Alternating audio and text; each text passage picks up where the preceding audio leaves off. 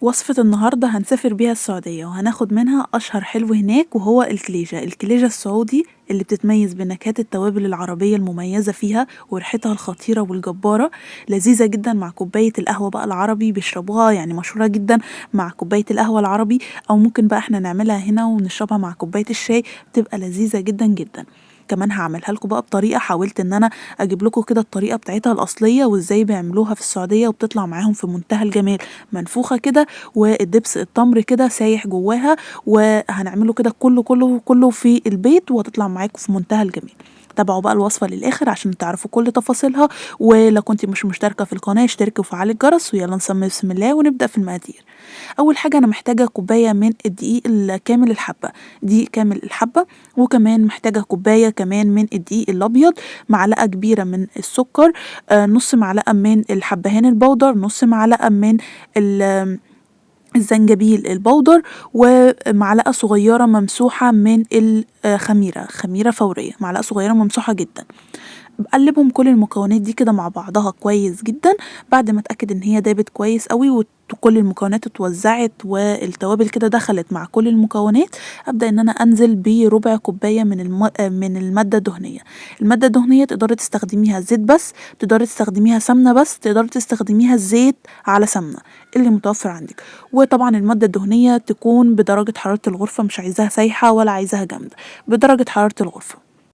وهبدأ ان انا ابس المادة الدهنية دي كويس جدا بكل جزيئات الدقيق، كل حبيبات الدقيق كده عايزاها تتغلف بالمادة الدهنية كويس جدا، بحيث ان الخليط يبقى معايا رملي. بعد ما اوصل للمرحلة ديت هيكون معايا حوالي كوباية الا ربع من المية، وانا بنزل بيها تدريجيا لحد ما احصل على عجينة متماسكة. انا مش عايزاها ولا عجينة طرية ولا بتلزق في ايدي، انا عايزاها بس عجينة متماسكة، يعني بتكون قاسية شوية. فببدأ ان انا انزل بالمية تدريجيا، وهي خدت حوالي مني نص كوباية، واتبقى ايه الربع اللي هو الاخير. يعني انا كنت مجهزة كوباية الا ربع من المية، هي خدت نص كوباية من المية. والمية تكون دافية عادية جدا، علشان ايه برضو احنا حاطين خميرة. اريح بقى كده العجينة بعد ما عجنتها واسيبها ترتاح كده لحد لما احضر الحشوة. الحشوة عندنا محتاجة نص كوباية من السكر دوت كده، ده معايا هنا ليمون اللي هو اللومي اللي احنا بنحطه فيه الكبسة والرز والحاجات ديت، بجيب اللومي وبطحنه كويس جدا في الكبة، واخد منه معلقة صغيرة مليانة. وباخد كمان ربع معلقة صغيرة من الجنزبيل ونص معلقة صغيرة من القرفة. هقلب كل المكونات دي كده مع بعض كويس جدا، وبعد كده هيكون معايا معلقتين من الميه، ببدا ان انا انزلهم تدريجيا كده، بحيث ان انا اخلي الخليط او الحشوه اللي معانا دي منديه، يعني مبلوله كده كانها مبلوله، علشان بعد كده تدخل معانا وتسيح. وطبعا يعني ما تستغربوش الليمون اللي هو الاسود دوت او اللومي، بيبقى يعني هو ده السر في الوصفة.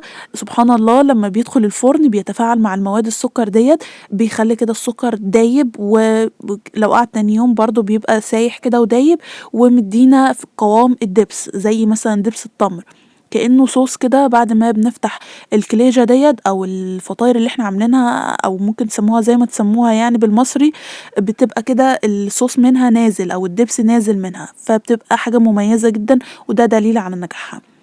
بعد كده ما سبت العجينة ترتاح يعني 10 دقايق ربع ساعة، ببدأ ان انا اخدها كده واخد منها كورة على حسب حجم الكليجة اللي انت عايزاها، وببدأ ان انا احشيها بالحشوة بتاعتنا. وهنا بقى التشكيل، عملت لكم كذا فكرة من التشكيل. شكلتها على المصفى بتاعت اللي احنا بنطلع بيها البطاطس والحاجات من الزيت، يعني دي اسهل حاجة ومتوفرة في كل بيت، تقدري تشكليها باي شكل انت حباه، ولكن يعني انا بكلمكم في الاشهر واللي متعارف عليه. يعني في ناس في السعودية بيعملوها على الشبكة ديت، والأكتر شهرة هتشوفوها في الخطوة التانية اللي هي عاملة زي الشبكة كده أو مخرمة من فوق، هوريها لكم برضو.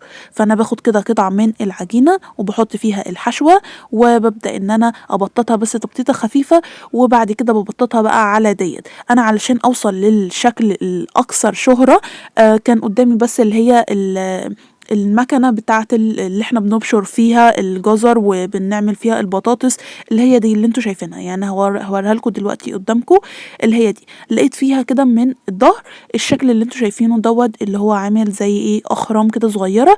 هو ده اللي انا بدأت ان انا ابصم عليه العجينة بتاعتي، ودوت هو الشكل ده الاكثر شهرة والمعروف بالكليجة السعودي. يعني هو ده الشكل الاكثر شهرة والاقرب اللي انا وصلت له. وطبعا يعني مش لازم الشكل، مش ضروري قوي، انتوا ممكن باي شكل متوفر عندكم في البيت، زي ما قلت لكم مصفة اللي احنا بنطلع بيها البطاطس والحاجات دي من الزيت، تقدروا ان انتوا تبصموا عليها وتدينا شكل لذيذ ولطيف جدا، وهتشوفوه برضو بعد ما يستوي.